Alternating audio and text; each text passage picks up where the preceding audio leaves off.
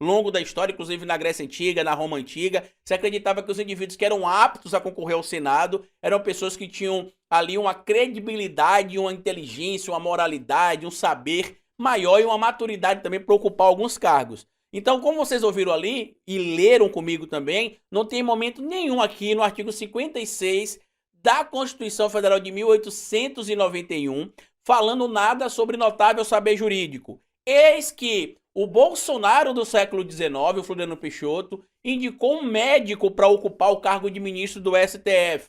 Quem era esse médico, Carlito? O nome dele era Barata Ribeiro. Ele atuou, inclusive, no STF como membro da corte de novembro de 1893 até setembro de 1894. Mesmo sem ser apto a atuar como membro da Suprema Corte do nosso judiciário, ele atuou por 10 meses. E como é que isso aconteceu, Carlito? Diferente do que acontece hoje, que o indivíduo é indicado, sabatinado e depois é que ele ocupa o cargo de membro do STF. Nesta época, o indivíduo ele era indicado e aí depois o Senado o sabatinava. E como a Constituição falava em notório saber, ou notável, como está escrito ali literalmente, notável saber, o Floriano Peixoto pegou isso aí e falou, bom, já que está falando notável saber, o Barata Ribeiro, ele é médico, então ele tem notável saber. O que era notável saber nesse momento aí? Subentendia-se que o notável saber era quem dominava qualquer saber científico.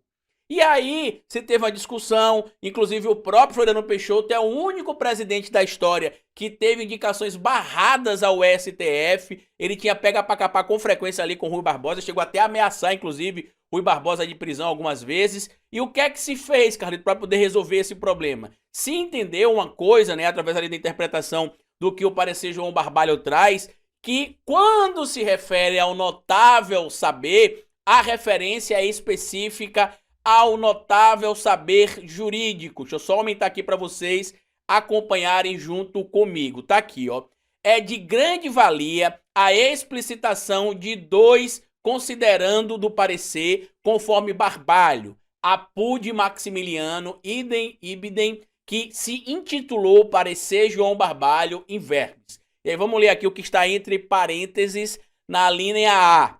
Esse requisito de notável saber exigido pela Constituição refere-se especialmente à habilitação científica em alto grau nas matérias sobre que o tribunal tem de se pronunciar-se. Jus de ser, ou seja, tem de dar um parecer, um entendimento, tomar uma decisão, apresentar um resultado ali, tomar partido, né? Dar uma resposta à sociedade. O que supõe nos nomeados a inteira competência e sabedoria que no conhecimento do direito devem ter os jurisconsultos, ou seja, os membros da Suprema Corte do STF. A linha B. Mentiria a instituição aos seus fins se pudesse entender que o sentido daquela expressão notável saber, referindo-se a outros ramos de conhecimentos humanos, independesse que dizem respeito às ciências jurídicas, pois que isso daria cabimento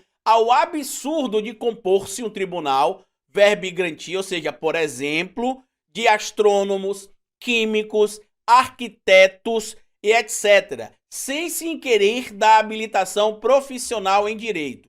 Hoje, inclusive, ainda se tem uma discussão se o indivíduo precisa ter bacharelado em direito, porque se tem interpretação que não precisa se ter bacharelado em direito, porque a Constituição fala em notável saber jurídico, a pessoa precisa provar que entende do jurídico, e outros dizem que não, que precisa sim ter ali o notável saber jurídico comprovado através de um título de bacharel em direito. E aí, para o que o Demetrio Maglioli vai falar mais à frente, eu vou mostrar para vocês aqui também que quando se entende em notório saber, a pessoa precisa escrever livros, precisa ter obras, precisa ter isso, precisa ter aquilo.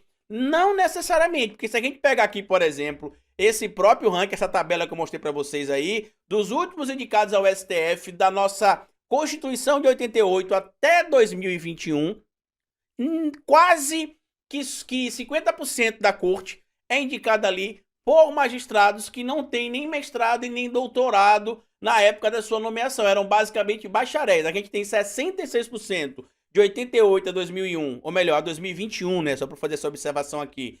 dos indicados que eram mestres ou doutores na área do direito e cerca de 34% de pessoas que eram basicamente bacharéis em direito. É o caso, por exemplo, do Paulo Brossat, do Sepúlveda Prudente, do Celso de Mello, do Ilmo Galvão, do próprio Maurício Correia, do Nelson Jobim, que a gente citou inclusive no início do vídeo, da Ellen Grace, do Dias Toffoli e da atual presidente do STF, a ministra Rosa Weber. E aí vamos finalizar aqui ouvindo, né, o que o Demetrio Maglioli vai trazer, pra gente ir pra fora do camarote e voltar pra mostrar a arrogância dele. Um dia ele foi juiz, mas ele é um político.